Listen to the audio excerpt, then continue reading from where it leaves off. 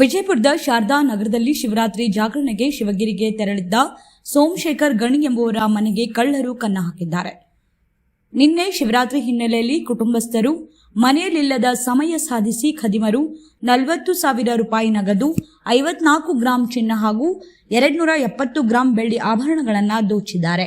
ಇಂಡೋ-ಪಾಕ್ ಪಂದ್ಯದ ಕಾರಣ ಬೀದಿಯಲ್ಲಿ ಜನರಿಲ್ಲದನ್ನ ಕಳ್ಳರು ಬಳಸಿಕೊಂಡಿದ್ದಾರೆ. ಸ್ಥಳಕ್ಕೆ ಗೋಲಗುಂಬಜ ಪೊಲೀಸರು ಭೇಟಿ ನೀಡಿ ಶ್ವಾನದಳದ ಭೇಟಿ ನೀಡಿ ಪರಿಶೀಲನೆ ನಡೆಸಿದ್ದು ತನಿಖೆ ಮುಂದುವರೆದಿದೆ. ಗೋಲಗುಮ್ಮಟ್ ಪೊಲೀಸ್ ಠಾಣಾ ವ್ಯಾಪ್ತಿಯಲ್ಲಿ ಈ ಘಟನೆ ಸಂಭವಿಸಿದೆ.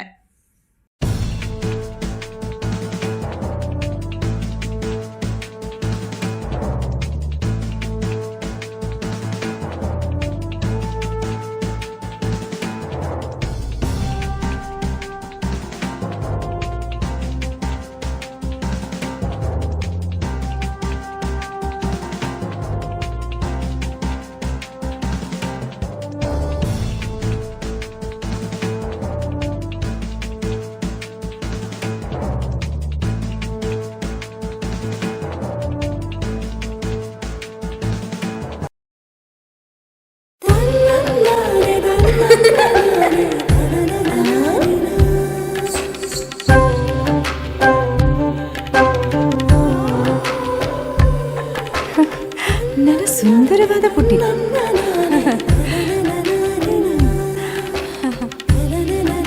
ಬಾಬಾ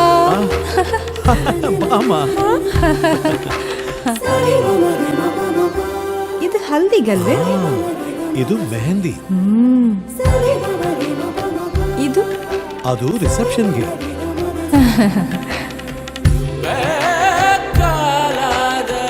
ಇದು ಯಾವುದಕ್ಕೆ?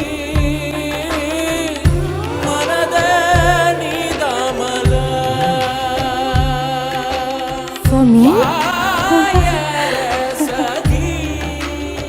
Sultan Diamonds and Gold. Your life, your moments. Treasure the golden moments of your life.